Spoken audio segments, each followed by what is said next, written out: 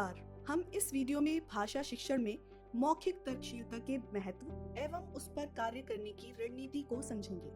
उद्देश्य: मौखिक तर्कशीलता के महत्व को समझना, मौखिक तर्कशीलता विकास के लिए उपलब्ध शिक्षण सामग्रियों के बारे में जानना, मौखिक तर्कशीलता विकास की रणनीति, मौखिक तर्कशीलता विकास में ध्यान रखने योग्य बातों को समझना।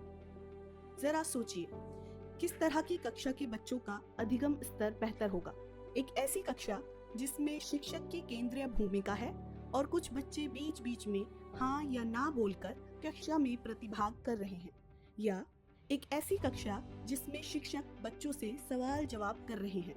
अधिकतर बच्चे अपने अनुभव और कल्पना ज्ञान का प्रयोग करके उत्तर दे रहे हैं।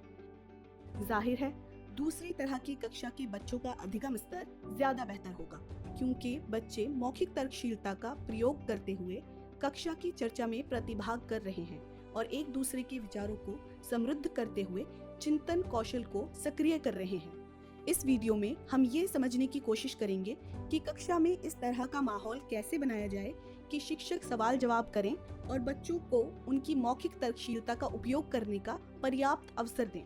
हम ये भी समझेंगे कि इसके लिए हमारे पास कौन कौन सी शिक्षण अधिगम सामग्रियां हैं और इस दक्षता पर कार्य करने की रणनीतियां एवं ध्यान देने योग्य बातें क्या हैं। आइए समझते हैं कि मौखिक तर्कशीलता क्या है।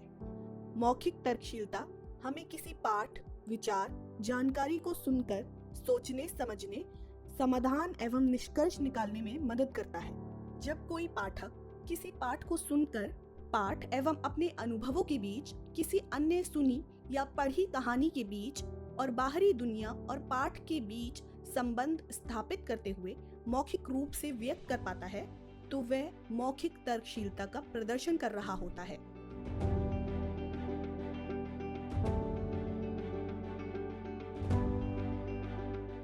सुनकर समझना पढ़कर समझने की बुनियाद बनाता है।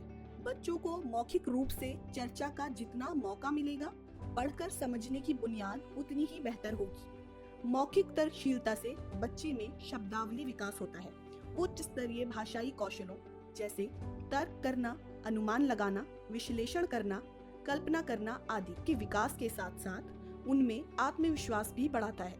ये सभी प्रक्रियाएं आगे उनके पढ़कर समझने की दक्षता को विकसित करने में मदद करती हैं।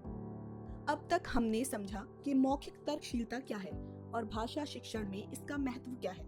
आइए अब हम ये समझने की कोशिश करते हैं कि इसके विकास के लिए हमारे पास कौन कौन सी शिक्षण अधिगम सामग्रियां एवं गतिविधियां मौजूद हैं।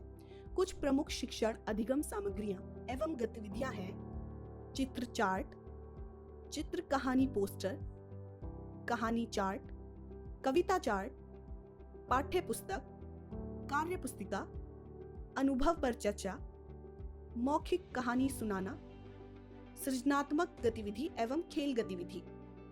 इनके बारे में और विस्तार से जानने के लिए आप कक्षा 2 एवं 3 की शिक्षक संदर्शिका के पृष्ठ 158 से 171 एवं कक्षा 1 की शिक्षक संदर्शिका के पृष्ठ 108 से 123 पर देख सकते हैं। आइए अब समझते हैं कि अलग अलग उपलब्ध शिक्षण अधिगम सामग्रियों एवं गतिविधियों द्वारा किस तरह से उचित रणनीति बनाकर बच्चों में मौखिक तर्कशीलता का विकास किया जा सकता है। बच्चों को सोचने, विचारने, खुद को अभिव्यक्त करने का ज्यादा से ज्यादा मौका दें। शिक्षण प्रक्रिया के दौरान खुले छोर के अलग अलग तरह के प्रश्न लगातार बच्चों से पूछे जाने चाहिए। ऐसे प्रश्न पूर्व ज्ञान, अनुमान लगाने वाले, जीवन और अनुभवों से संबंधित स्वयं निष्कर्ष निकालने वाले प्रश्न, कल्पना एवं जिज्ञासा वाले हो सकते हैं। जैसे, बादल निकलने पर अक्सर क्या होता है? इस कहानी में अगर ज़ेब्रा भी होता तो कहानी में नया क्या होता? इस कहानी का नया नाम क्या हो सकता है? आदि। बच्चों से प्रश्न पूछते समय जब बच्चे उत्तर दें तो उन उत्तरों पर आधारित प्रश्न बनाकर समृद्ध चर्चा करने से भी मौखिक तर्कशीलता का विकास होता है। अब तक हमने मौखिक तर्कशीलता के महत्व एवं उसको विकसित करने की रणनीतियों के बारे में समझ बनाई। आइए समझते हैं कि इन रणनीतियों के बेहतर क्रियान्वयन के लिए हमें किन किन बातों को ध्यान में रखना चाहिए। शिक्षक बच्चों से पूर्व ज्ञान, अनुमान लगाने वाले, जीवन और अनुभवों से संबंधित स्वयं निष्कर्ष निकालने वाले प्रश्न, कल्पना एवं जिज्ञासा वाले प्रश्न पूछ सकते हैं। प्रश्न पूछने के बाद बच्चों को 8 से 10 सेकंड सोचने का समय दें। बच्चों को वाक्यों में उत्तर देने को प्रोत्साहित करें। बच्चों की लेबलिंग ना करें, जैसे तुम बोल नहीं पाते, तुम सोच नहीं पाते। बच्चों के अलग अलग उत्तरों को स्वीकार करें। किसी उत्तर को गलत ठहराने से बचें।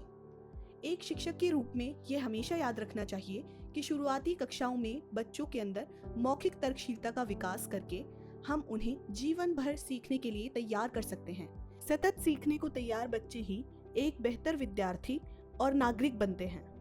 उम्मीद है हम सभी अपनी कक्षाओं में मौखिक तर्कशीलता के विकास पर कार्य करते रहेंगे।